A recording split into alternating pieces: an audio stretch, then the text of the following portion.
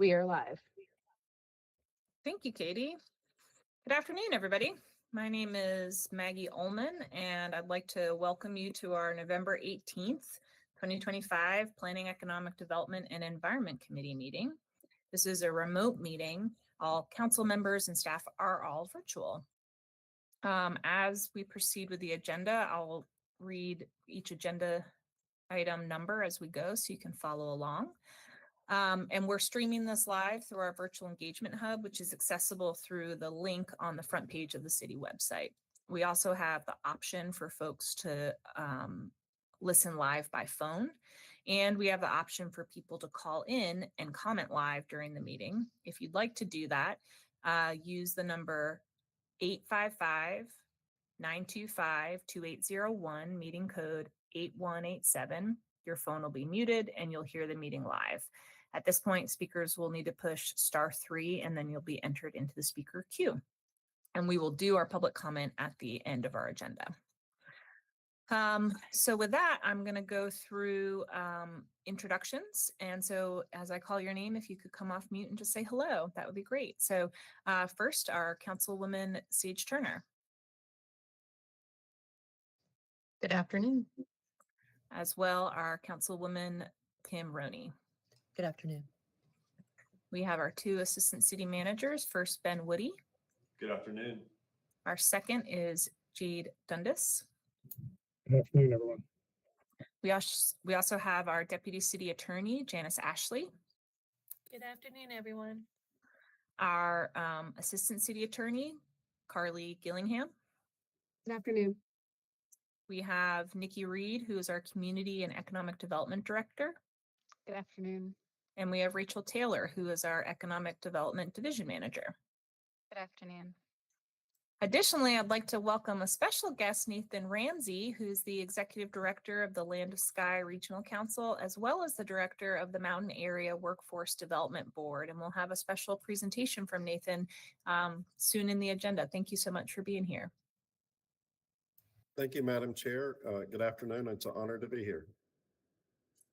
Okay, so let's go ahead over to our agenda. We have there's one agenda item for the heart of our meeting, but to get us started, we'll do agenda item number 1, which is approval of our October 21st, 2025 meeting minutes. Do I have a motion? So moved. Second. And as is our custom, as our process, I will do a roll call vote. Councilwoman Roney. Aye. Councilwoman Turner. Aye. And myself, aye. The minutes are approved. Okay, we'll go on to item number 2, which is a workforce development overview. I think Rachel Taylor is going to perhaps kick us off, and then Nathan will join us as well. And again, the purpose of this is we are working in this committee to really use data to inform our policy making. And so we know that the year behind us with Helene was very, very difficult and created a lot of differences. And so we're really seeking to just gain some better understanding on what is happening out there with the workforce. So I'll pass it over. Thank you so much. I won't take much time, but I just want to say thank you to Nathan for joining us today, and to Land of Sky and the Mountain Area Workforce Development Board. It's really great to have such wonderful partners to be able to lean on to do this big regional work. So we're excited to hear from Nathan today. And in the interest of time, I will pass it over to Nathan. Thanks. Rachel, thank you so much. And Madam Chair, council members, it's an honor again to present to you today. We appreciate everything you do on behalf of our community, the city of Asheville and our region. And it's an honor for Land of Sky Regional Council and Mountain Area Workforce Development Board to serve you and work on your behalf. Before I get started, I would like to give a shout out to your awesome city staff with Ben, Jade, Nikki, and Rachel, the entire community economic development team you have. They're wonderful partners to work with. And I hope, if I share nothing else, that you'll see that workforce development, increasing economic opportunity, providing more talent in your community to help your local businesses and to improve economic opportunity and mobility is really about the power of partnerships. And so we're grateful for the partnership with the city of Asheville.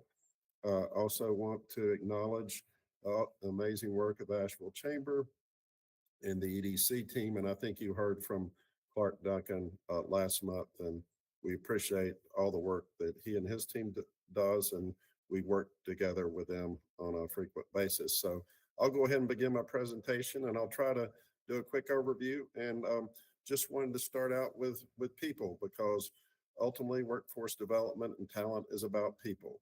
And the good news in our region is our population continues to grow.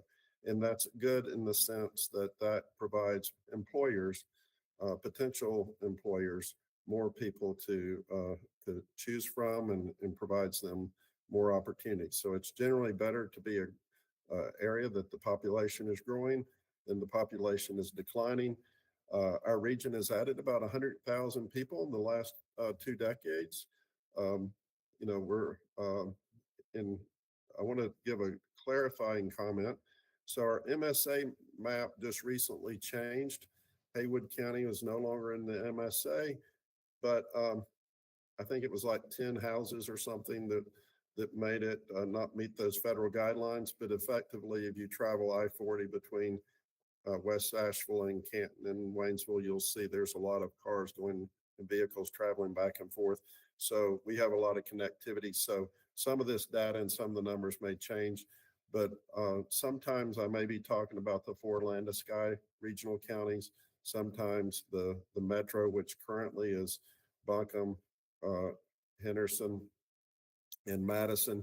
But effectively our metro, in my view, is the 4 land to sky regional council counties, which would be Madison, Buncombe, Henderson, and Transylvania, and Haywood.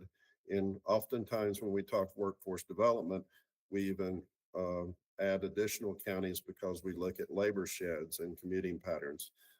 So the projections are our region will add about 150,000 more people by 2050. Next slide. And so the gross domestic product, the economy in the Asheville metro has grown significantly over the years. And today we're about a $30 billion economy. So that's a large number. And you can see it's grown steadily throughout the years. There was a brief dip during the pandemic. If you look back, the other shaded area, that was the Great Recession. But overall, it's had a steady rise of increasing economic activity. Next slide. So you and our community over the last year have been amazing in the work you've done to help our community respond and recover from Helene.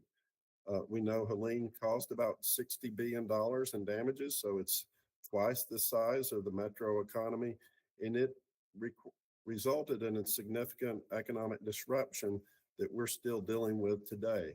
So, so the metro unemployment rate as of August was 4%. It was 4.2% in Buncombe County. Also want to give a caveat, due to the federal government shutdown, we've not had recent data releases, so we don't have the most recent data. The September data for the national number will come out on Thursday. But prior to Helene, the metro had the lowest unemployment rate in the state. And consistently, the metro has performed at a really high level in that regard. And then right after Helene, the metro went to the highest unemployment rate in North Carolina. But we have recovered somewhat since that time, but we're not back to where we were pre-Helene. Next slide. And so there you can see the latest numbers we have across the region and compared to the state and the nation. So we're still slightly above the state number, and historically we were always below the state number. We're also somewhat below the national number, but I think the context you need to understand is historically we've always had a relatively low unemployment rate, we've had a tight labor market in this region. Would note, the latest data we have from North Carolina Commerce, they project that we have about 20,000 job openings in the region. Next slide. And so, again, we continue to have an elevated unemployment rate. You look at the chart there over time. The great spike was in the pandemic. Prior to the pandemic, our region had the lowest unemployment rate for over 5 consecutive years, for over 60 consecutive months. We went from the lowest to the highest with the pandemic, and we'll talk about this later, but that was in large part because of our concentration in the leisure and hospitality sector. And then again, with Helene, we've had a increase, but it wasn't anywhere near the significant of the pandemic. We are back to the number of unemployment claims are being filed at a similar level that we were pre-Helene. So those numbers are low, but we've had some recent job announcements of cutbacks, like at some renewable energy companies in the Asheville area. And we are starting to see companies issue warn notices, and which are signs of a mass layoff. And over the last decade, we've seen very few of those. So hopefully that's not going to be an increasing trend. Next slide. I think prior to Helene, it's important that we have context that although we had bounced back from the pandemic, our job growth had been slower than the state and the nation in some respects. And we were only, we had not fully recovered in some sectors. So even in the accommodation food service sector, we were still not really back to where we were. So the pandemic caused a significant disruption there. Overall, we had recovered those jobs, but again, in some sectors, we did not. And again, you can see the blue bar is our region. The red bar is the rest of the North Carolina. Next slide. So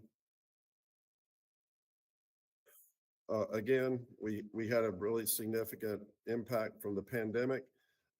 We actually went to a higher unemployment rate than we did during the Great Recession. But, the good news is we recovered a little quicker from that. Next slide.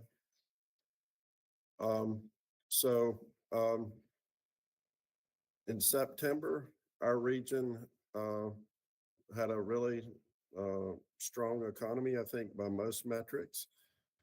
We had unemployment rates in the 3% range, and we were, again, below the North Carolina and the national numbers. Next slide. And this just gives you a context over the last 35 years. Lowest unemployment rate we've had during that time period was in 1999. We were down to 2%. But if you look, we're not, so most of the time in that the lower side of that range, we've been in the 3% range. But you do see the sharp spike up during the pandemic, during Helene, and then you go back to the Great Recession. But notice in the Great Recession, it took us a lot longer for our labor market to recover from that. And then you see the early 2000s recession, which wasn't quite as severe. Next slide. So we have recovered most of the jobs compared to pre-Helene. I think that's a pretty amazing thing, considering how devastating Helene has been. But that hasn't been true in all sectors. Next slide. So I'd like to be sort of a glass half full, glass half empty person to try to share the good and the maybe not so good. And while our region historically has maintained a low unemployment rate, in the Asheville Metro, city of Asheville has had a tight labor market. Our wages have consistently lagged the state and the national averages. So as of August, and there's different ways to measure income, but if you notice, the average earnings for the region were just over $32 per hour, which is about $2 an hour below the North Carolina number, and also about $4 an hour below the national number. Next slide. So that wouldn't be so bad if the things that consumers had to purchase here, individuals had to purchase, maybe would cost less. But this is the great paradox that we face as a region, and it's not unique to our area because every place you go to right now, they're talking housing, housing, housing. But housing has increased significantly in price since the pandemic, and certainly that's happened here. And if you notice, based on multiple measures, housing prices in the Asheville Metro tend to be higher than the state, the Southeast, and the national number. Again, our wages are a little below those numbers. Next slide. You can see housing price growth in North Carolina and compared to the nation. Asheville Metro housing prices have increased a little faster here than other places. That's great news if you're a homeowner. You're building equity, but if you're not, that's a challenge. And again, the housing issues aren't unique to us, but they're present perhaps a more acute challenge. Next slide. Again, employers have been increasing wages over the last 5 years, but in many cases, wages have not kept up with housing price growth. And so if you look at real wages, but they have kept up within many other metrics. So I know there's been a lot of concern about increasing prices, but I think employers have tried to increase wages and try to be competitive. I know that that's certainly true, I'm sure, with your deliberations as part of the city of Asheville and the way you want to make sure you're competitive for the members of your team. And that's true, I think, for most employers, but it's been a challenge, especially with respect to housing. Historically, we would hear a lot more concerns maybe for the more entry-level workers or lower paid workers. But now we hear across the map from businesses that even for the higher wage workers, our housing costs have made it a barrier to retain talent here. Next slide. And so I think Mr. Bowen came to City Council and presented this presentation to you, but probably what we sort of already knew, we have a national housing shortage across the country, and it's a little more acute here. And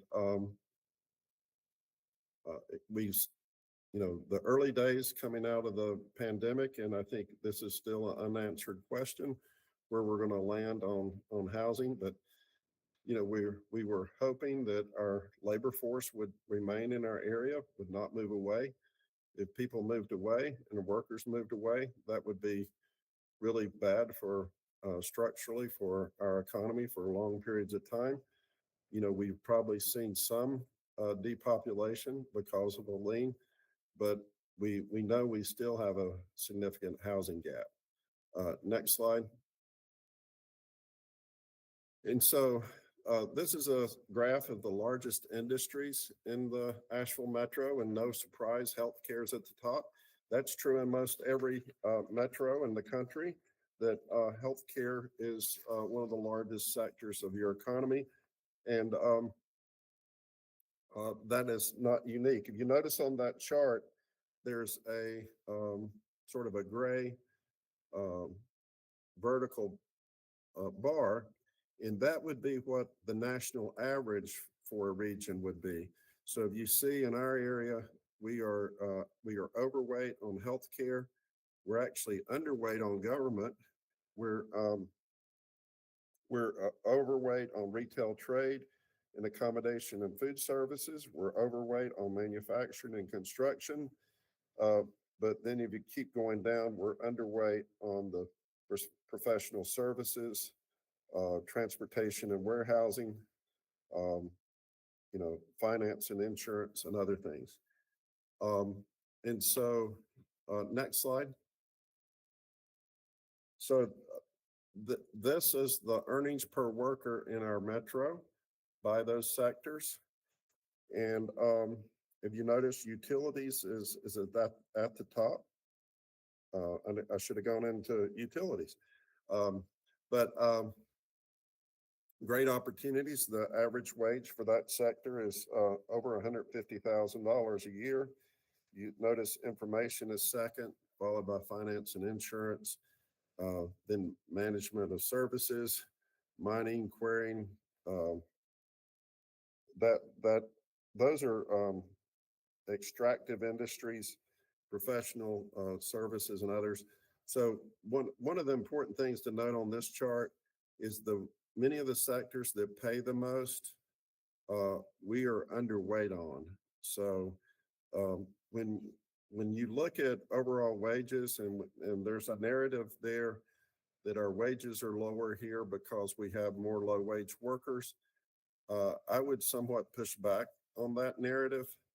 What we see is the greatest disparity of wages are in the highest paying sectors and highest paying occupations. So if we look at all sectors of our economy, if we had the same industry mix as the state of North Carolina, it would only change our wages about 3%. Next slide. So actually, of all sectors, of the top 20 industries in our region, only healthcare and hospitality and tourism pay higher wages here than compared to the state average. If you notice, those are two sectors where we have a large concentration of workers, and you have a wide variety of skills, of complexity. We have a lot of specialization in those sectors. But again, if our industry mix was the same as the state of North Carolina, it really wouldn't move our wages in a significant way. Again, the bigger disparity is that people who are in high paying roles here are generally making much less than they would in larger metros. Some of that is due to metro size, but so generally, if you're in a metro that's 500,000 people, you would make more in a million metro market, and so on. And there's generally more specialization, which the economy tends to reward you for that. But that's really the source of our wage gap. Next slide. And so I wanted to go through various sectors of our economy. And I think an untold story nationally, and certainly here in our region, is, everyone thinks manufacturing is gone. And actually, our region has 4,000 more manufacturing jobs today than we did in 2010. And, we've certainly had a few manufacturing firms close during that time, but we've had new companies come. And I think this is pretty remarkable. Even, when we've lost companies like Pactiv Evergreen in Haywood County, or Continental in Henderson County, Arvato in Weaverville, and we've still been able to increase our net manufacturing jobs. Next slide. And manufacturing jobs pay really well. And, while they may not pay as much here as the national number, those jobs are good paying jobs. And some of the pay discrepancies are based on the industry mix, on the types of manufacturing jobs you have. But our region actually is a hotspot for manufacturing. If you recall from that industry concentration chart, we have more manufacturing jobs here than the national average. Next slide. So this is the education health services. It's largely driven by health. And so we know the demand for healthcare workers will probably outstrip our ability to meet that demand. Our region is older and sicker than the nation and the state. And so, there's an ongoing debate now about the addition of hospital beds, but we know we need more hospital beds. We need more capacity in the region. One note, so next slide. And healthcare jobs generally pay pretty well too. I would note in healthcare, though, you have oftentimes a big disparity between the types of jobs in healthcare. And unfortunately, in our society, oftentimes those that take care of us when we're young and those that take care of us when we're older or in poor health tend to be some of our lowest paid workers. And so those are some of the most important roles, but there's a reason why we struggle to find childcare workers, why we struggle to find nursing assistants. We actually have less long-term care beds in our region today than we had pre-pandemic. And to some extent, that's a challenge due to the economic model and also their ability to staff those beds. Next slide. So leisure hospitality, we know that's a strong part of our economy, and it has continued to grow. But again, it was hit hard in the pandemic. It was hit hard with Helene, and as you are well aware, we haven't quite come back to where we were prior to Helene. Next slide. Again, the wages that our hospitality employers pay in our region are higher than on average than they are across North Carolina. But those jobs tend to be lower paying in some areas. I would note hospitality employers are some of the best employers in our region for supporting their workers with other things that they need. Also with their willingness to address and support individuals that have different barriers to employment. Hospitality employers are probably ahead of other employers in our region in doing that. And also the career paths in hospitality allow for more, probably quicker acceleration than other sectors because it's not as much education based, but skill based. And so there are lots of opportunities for advancement. Next slide. And so this is primarily just the construction sector. I would note, we know we have a housing gap and need many housing units in our region and across the country. One challenge we have, we're still barely back, really, and it depends on how you measure the number, but we peaked pre-Great Recession in the number of workers in the construction sector. And if you notice how that steep decline, the pandemic was really hard. And, part of our housing gap is due to the after effects of the Great Recession. Next slide. And again, many of these jobs pay really well. There's many opportunities. Those employers are very aggressive in their hiring, and they are very engaged in our communities on trying to help individuals from all parts of our society engage in these career paths. Next slide. And then finally, this is professional business services. This, if you recall, is one of the highest paying sectors of our economy. We've seen steady growth of this sector in our region, but we're probably underweight. We're still underweight compared to national numbers. and some of that is due to relative size. The company size in our region tends to be smaller than the state and the national number. And so we don't have as many corporate type jobs here. And so a lot of the roles in that sector would be probably more catering to those larger firms. Next slide. But again, these jobs pay really well, and the earnings per job in our region are less here than they are nationally. Generally, I would argue that when we see wages lower for a sector here than other places, it's not because our employers are greedy or because they're trying to pay their workers less.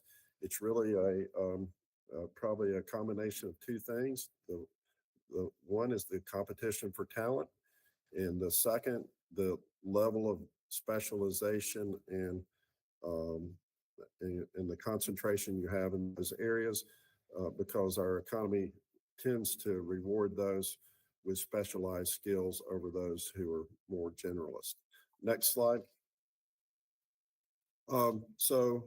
Economic opportunity is really key for um, changing lives, helping employers, and it's also a way you're creating taxpayers. So it's good for government, good for business, good for your communities, and good for families.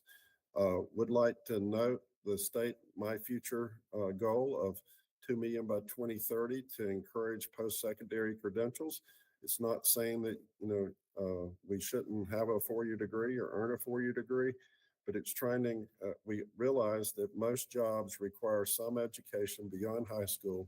And for those in our communities that do not have an education beyond high school, it's often very difficult for them to find a wage that they can support their family on.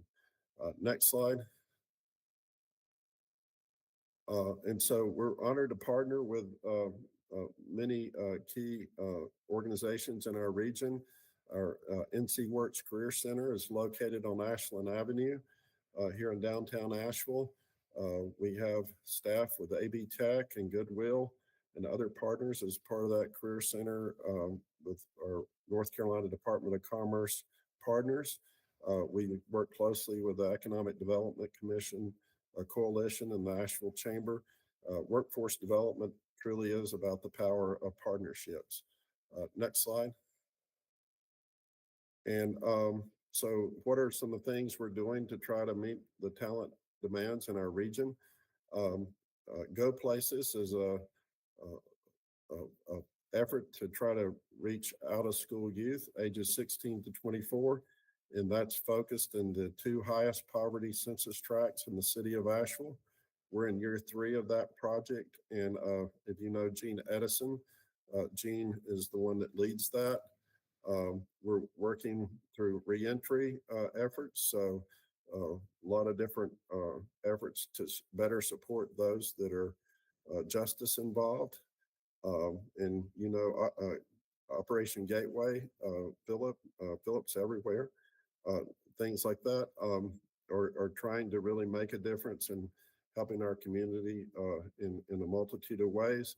We have an Inspire initiative to try to support individuals with substance use disorders and helping them in their recovery journey and helping them obtain employment and get the skills they need to be successful.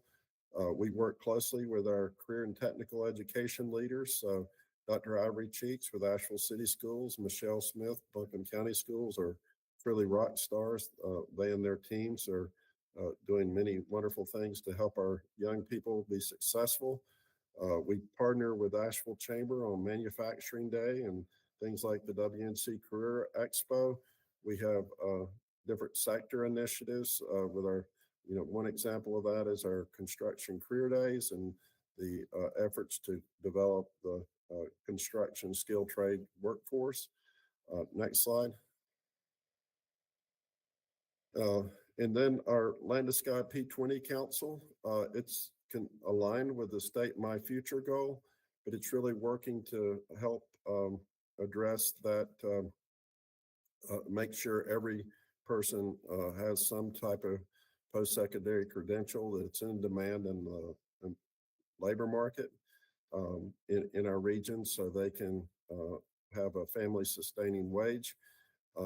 That we're the first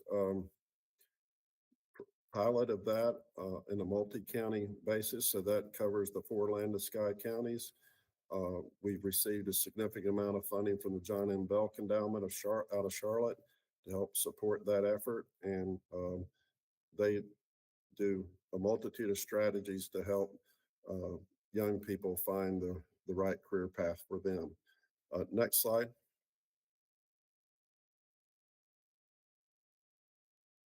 And be glad to answer any questions, Madam Chair. I hope I didn't go too long, and thank you for having me today. Absolutely. This is just it's so informative and it's so helpful to see the trends. One of the things I feel like strikes me from all the graphs is we're a community where, but for some very significant dips that impacted people, our general trajectory is upwards. You know, we could be in a community where we have really declining jobs, period. And there are neighbors of ours in Western North Carolina that are experiencing that. And so just a bit of gratitude amidst still feeling really sore and scared after what happened with Helene, but also seeing a lot of rebound in the economy very quickly after Helene, which is heartening. It doesn't change if you still don't have work, and I understand that's hard, but I appreciate that. I could nerd out on questions a lot, so I'm not going to start. If there's, you know, if one of my peers wants to jump in with one, go for it, but I have a couple that I'll pepper around the conversation as well. I also have a long list, so I'll just start with a couple. First, Nathan, thank you so much for being here. It really is so helpful to have you in this role and as a partner in this work. I will start with, you had a slide that showed where we were, I think the word used was overweight in certain categories. I think we were like overperforming or outperforming in certain categories or sectors. And so I was curious when you looked at the retail and the food and beverage, for example, and then also looked at manufacturing, what are the types of manufacturing that we are maybe overperforming in? It would seem like maybe food and distilled or brewed beverages might be part of that equation. So, Councilmember Roney, that's a great question. And many of the roles in the craft beverage sector are manufacturing. So, you know, you're in process, so it's a manufacturing process. So some of that job gain is definitely attributable to our many incredible craft beverage companies throughout the region. You know, I think if you look at recruitment and retention of jobs, you look at automotive and aerospace have long been a source of a lot of jobs. You know, historically, North Carolina hasn't had a OEM, you know, an assembly plant, but we have many companies who manufacture components that go into the vehicles, the things that you use every day. And so, you know, we don't, oftentimes people drive by those large buildings and they don't see that. So, you know, just recently, Borg Warner announced a major expansion or announcement for Henderson County that was going to create around 250 new jobs. So, you know, that's came out in the last couple of weeks. I think if you look at a long-term economic development strategy to increase wages and opportunity in our region, you want to focus on those sectors that generally pay a higher wage. And so I think if you, your presentation that you heard from Clark Duncan shared some of the strategies that they're working on in Buncombe County to do that. Each of our counties are somewhat unique. One of the things Land to Sky Regional Council does is we support our economic developers really in the back office function type of way. So we're not the ones out recruiting companies, but we are supporting our economic developers and the work they do, with infrastructure and grants and things like that. I think, the overweight on accommodation, food service, retail, I mean, that's largely because, Asheville is a retail hub for for a large geographic area, and you have a lot of visitors in our region, and that's I think to Matt Chair Allman's comments, I think communities where people want to visit and where people want to live and relocate to long term are places that good things are going to happen. I think the challenge we have is sometimes those places where people want to visit. That also puts upward pressure on costs too, which make it difficult for in a supply constrained world, where they can afford housing or other things like that. So I don't know if I answered your question, but You No. did. I'm thinking about the recovery funds that we have yet to get on the ground for businesses. I'm thinking about some of the information you showed us, and wondering like how could we better partner with the EDC and the chamber and Land of Sky to have sort of like that jobs dashboard. So the information that you're presenting could be more public facing. I don't know if that's something that you have your eye on, but because I work with young people in our community that are entering the workforce and kind of trying to decide like what industry do I want to go in? I want to be able to afford housing. And they're deciding between a 4-year degree and a 2-year degree and the trades and labor. And they're not seeing a real strong future for them and their families in the service industry because it's so vulnerable to the impact of climate change. So when I see that we're maybe outpacing in construction would be like what it would look like.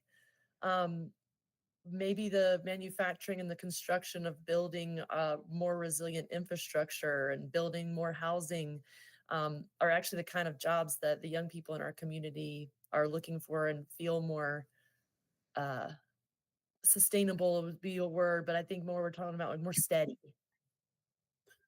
Yeah, that makes me think too, Kim, about the biggest thing on my mind from this committee's lens, is that, we're projecting about $1 billion of recovery dollars expanded from our 225 million for CDBG-DR. 5 million of that is for workforce development. So an asset that can be put towards these goals, but then tons of other FEMA public assistance dollars for debris removal, which lots of it has already been done, but all this other stuff. And I would love that $1 billion to go to workers here and businesses here. And I know just from the pace of us doing regular business, where we spend $250 million a year in our budget, that we hire out often of our community. And I get that. You can't just snap your fingers and have all the technical design professionals a city would need in our region. But I'd like to work towards that, and sometimes just the best folks that we need for this aren't here yet.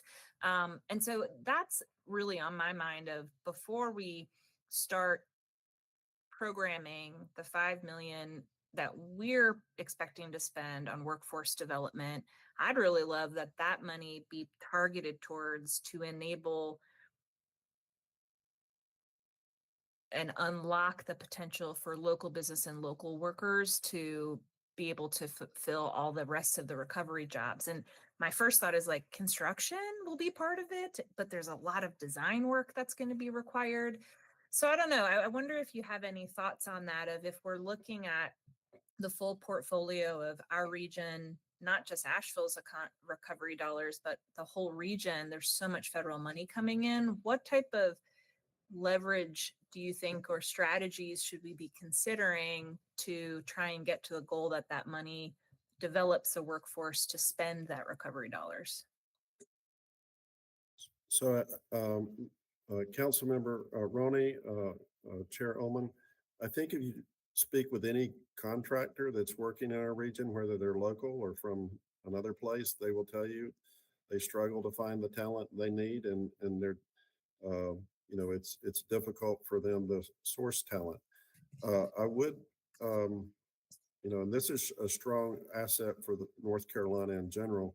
Our community colleges are some of the best in the country, and we're blessed to have AB Tech in Buncombe County that it does an amazing job. And so, President Gossett, Deborah Bailey, and the team there, have many opportunities. I think what you find from a job seeker worker side of the house is in a perfect world, every employer would have a registered apprenticeship or something that provided paid training where they could learn while they earn. And most people can't just take time off of their life and go to school. They have rent to pay and bills to pay. And so, creating more earn and learn opportunities, more dedicated pathways. There's already initiatives in our community that are working to do that. Give a shout out to Diana Blackett at the Asheville Chamber, EDC, for her work with Inclusive Partners to try to work with companies and work with individuals who have been from underrepresented backgrounds and under-resourced communities. I would argue, projects like Accelerate Buncombe, which provided paid training for individuals who went into short-term training programs so they could do that. So you have a lot of individuals, maybe they're working a lower wage job.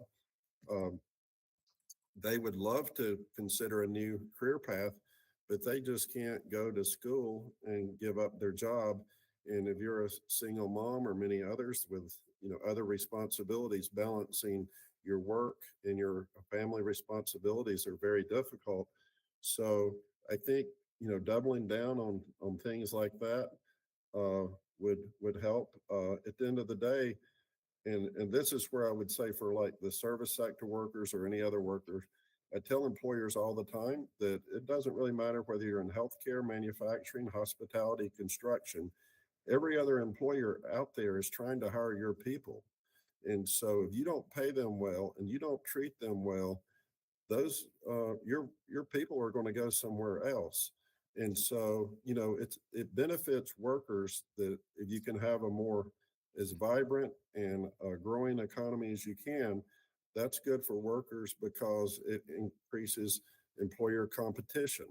And hopefully we can get to the point where employers are not just competing on wages, they're competing on, this employer helps provide transportation for their workers, or this employer helps provide housing for their workers, or this employer is one of the best at helping, support individuals who have are former offenders or who have dealt with substance use disorders. So we have employers in our communities who are doing a great job in those areas. We have employers that are paying everyone, minimum wage of $24 an hour or more in some cases. We just need more of that. That brings up a question I might point towards staff for follow-up information. I feel like I'm recalling from other rounds of big federal infusions, like when we had Obama money in 2008 and when we had our ARPA money, that there are pay standards and labor standards and like even manufacturing, like US manufacturing standards when we're using federal dollars for things. And so it'd be helpful at some point just to see a little brief info about what that is, particularly for wages. So if we're getting, eventually we'll rebuild Carrier Park and someone will have to bid out to do that. And will there be pay standards that will be set by the federal government in order for us to use that FEMA public assistance dollars to rebuild stuff? And, more the inquiry is like, and would that be better than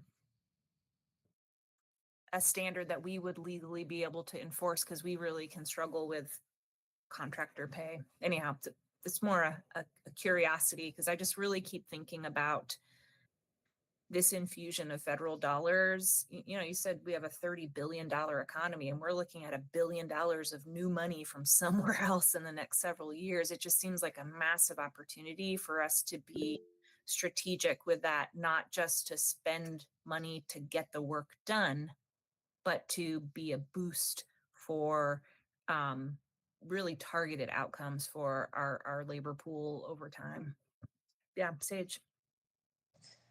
Well, I chimed in right now because you're bringing us back around to a point I was going to chime in on earlier, just about the money coming. And one thing that's got me curious right now as we debate use of a particular parcel that's currently manufacturing zoned is something that the chamber shared with us, right? So, and I don't know who all is privy to all this, but the chamber has reached out and let us know that, you know, the site out at Nanka Candler with the Watchtower has manufacturing zoning and has had an infusion of infrastructure to prepare it for said zoning. And that alone is a reason to make sure that it ensures that we ensure it remains in that type zoning. So it makes me think about, you know, my pushback to that was like, oh my God, well, the community is going to freak out if they don't get Costco, period. But is there somewhere else? And if there's not, like, what does that look like? So I've, you know, responded to the chamber, just, you know, do we need to be talking about this then? Is the bigger push here that we need more manufacturing zoning? Like, or is there this infrastructure, to your point, Maggie, about we have a lot of preparation work to even encourage the type of zoning we would need in certain areas, highways being a great example. And is that what we should be talking about? Is that where we're because, you know, long term, we have limited land and I just don't know. And we never talk about it, or at least I don't in my purview of this role. And so it's curious to me. I think this is a good board or committee to talk about it, but I also think we need to bring in those partners and really understand what that looks like. Where do we need to grow? And then I have a side question for Nathan. I guess we can kind of round robin. I'll come back. So maybe if somebody has a response to that.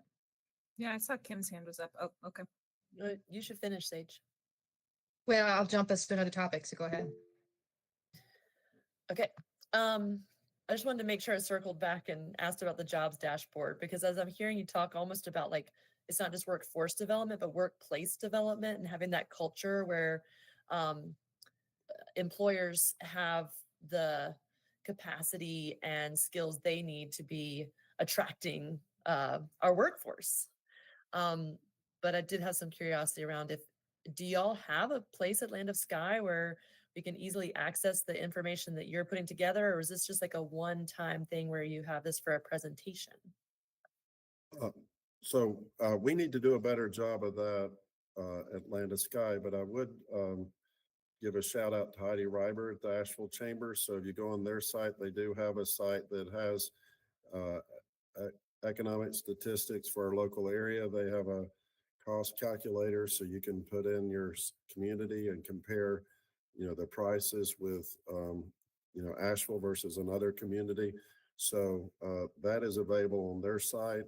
On the career path part, NC Commerce has a site called NC Careers that is got a lot of information and helps with career guidance. We have created Mountain Area Careers. It highlights the 5 sectors: manufacturing, healthcare, hospitality, tourism, tech, IT, and construction skill trades. I'd encourage you to go to that site. It has testimonials from people working in those sectors, and I think I need to update some of the labor market data because the wage data, for some of it's not current. But I think you bring up a great point that we always talk about the skills gap. Well, what's I think even greater is the awareness gap. And so that's what I hope one of the takeaways is, if you're an employer searching for talent, or if you're an individual, a young person in school, or someone looking to change careers and you need help, you need to engage with your local NC Works Career Center. You need to visit with your local community college. You need to, you know, connect with these key partners. There are people in your community that are here to help you on your career journey. Yeah, again, it would, in a perfect world, every employer would have an apprenticeship, so you knew you started at, you know, this point, and if you did what you were supposed to do over time, you could go to a certain level. that's more informal right now than it should be. And there's efforts to try to increase the number of registered apprenticeships. Governor Stein has a council on apprenticeships and work-based learning. There's efforts that Debbie Cromwell at AB Tech is leading to increase their apprenticeship work. That's where it really takes a collaborative process with your employers and your educators and your other partners. And again, it goes back to this whole work. No one entity can do it alone. So even if you're the largest employer in your community, you can't do it alone. You're going to need, help from your K-12 and community college and your local economic development folks. So, but I would encourage you to go to Mountain Area Careers. If you haven't been on that site, we need to do a better job of sharing that. It's a good resource though. And I get your newsletters from the Mountain Area Workforce, and I find to be informative to track along the way too. Any other questions? We're close to the top of the hour, and I know we have a very long council day after this. Other inquiries or curiosities while Nathan's with us? I've got Yeah, one. absolutely. There was the mention of hospitality and tourism paying higher rates than elsewhere in the state. And I kind of wonder, do we know anything more about that? Is that like the only data point? Or I guess my curiosity rises, like if the demand is so high and the labor is so hard to attain, must they pay more?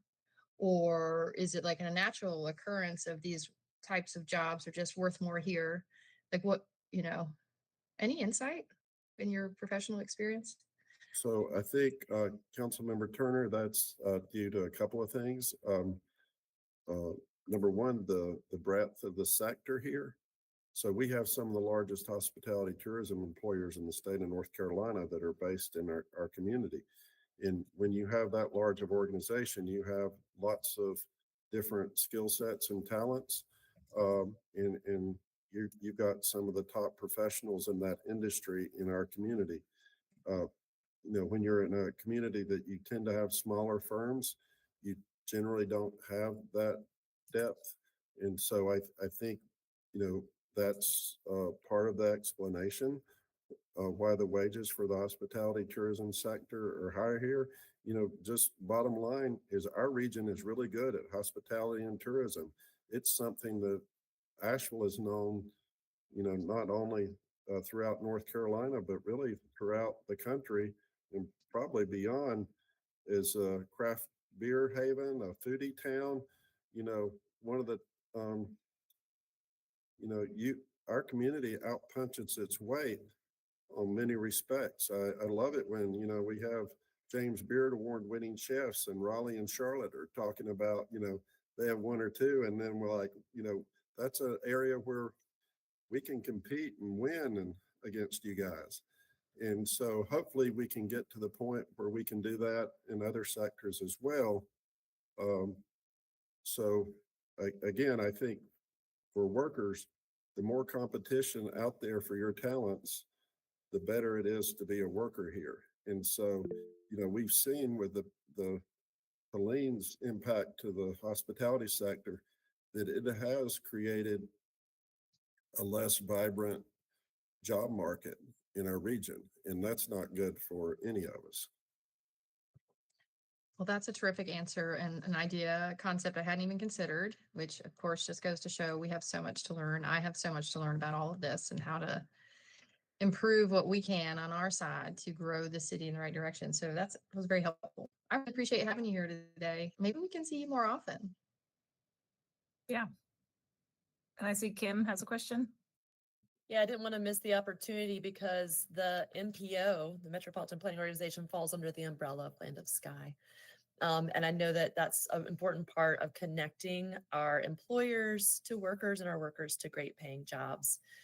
For example, the transit master plan that the city of Asheville adopted before my time on council included transportation or transit coverage for Inca Candler. We know that's where a lot of those manufacturing jobs are. So it's like, I can get the job, but can I get to work? It becomes a problem. So I'm wondering if you're aware of the choices report that we've been faced with. Like, should we do more frequent ridership and cut, some of the farther reaches of the city and the neighborhoods to do the frequency on our corridors. Have you looked at like what that means for our community as far as the strategies of connecting workers and employers? Councilmember Ronnie, I would defer to Tristan and his team as the transportation experts. I would want to give a shout out to the city of Asheville, though. The work you do to support transit is really key. There are so many workers in our community that couldn't maintain employment without transit. We're in the effort of trying to create our first regional workforce van pool in our community. And that's been a lot more difficult than we anticipated. And so, it gets a little overwhelming, but that's why transportation is workforce development, housing is workforce development, childcare is workforce development, uh, recovery efforts are workforce development, criminal justice reform is workforce development, because you want to maximize the talent of the people in this community. I know that there was a conversation, and I don't want to get into the Costco thing, but we do have a limited availability of industrial sites, and we, struggle with that. But I would say we will probably never be the cheapest place to locate because of our topography and lack of flat land. But if we had the best talent here, I feel like, from an economic development standpoint, and again, I would defer to Clark. He knows far more about this than I do. But if we have the talent and the workers, the employers will come. And the key is for us to keep the people here.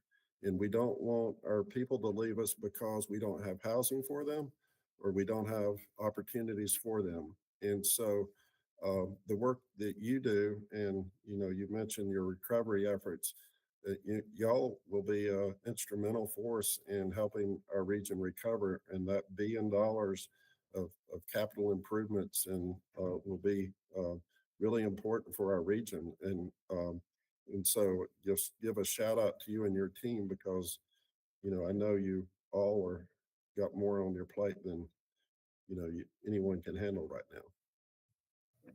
Thank you. I know that Sage and I are both on the MPO, so I thought it was an opportunity to connect. And of course, we're connected with Tristan, and that affordability element, including both housing and transportation, is heard loud and clear as somebody who rides the bus. But I'm really grateful that you're here today. Thank you. And I would, Tristan is, you may be helpful. I don't know if you've heard from him, but Tristan does a great job, and he's far better with charts and graphs than I am. And I'm more of he actually is a data geek. But, the trade-offs people make between transportation and housing. And so they commute further because they can't afford housing in certain areas. And, a lot of our transportation networks are a direct correlation with where housing is located. And so, those are complex things. And so. Yeah, that's a good idea. That might be a good topic when we have one of our updates on the transportation and planning metrics, to have him kind of educate us on more insight from the MPO would be really great. Thank you so much for joining us, Nathan, staff. Thank you for coordinating this and kind of helping guide where some of our curiosities were. I hope that we can bring you back again so we can stay informed as best we can as we make policy decisions. Madam Chair, again, thank you for this opportunity, and please reach out anytime if I can be helpful. And again, if you know of individuals that are searching for opportunities or employers that are searching for talents, please, talented people, please send them our way, and we'll do our best to support them so they can, find their American dream here in our community. Thanks, Nathan. Thank you. Okay, that was our second item on the agenda, and the only remaining item is public comment. So curious, Katie, if we had any public comment. No, Madam Chair, we do not have anybody waiting to speak. All right. Well, thanks everybody. I think that will adjourn our meeting for the month, and see you all next month, or see you all in a couple minutes when we get to council for our next items. Take care, everybody. Thank you. Thank you.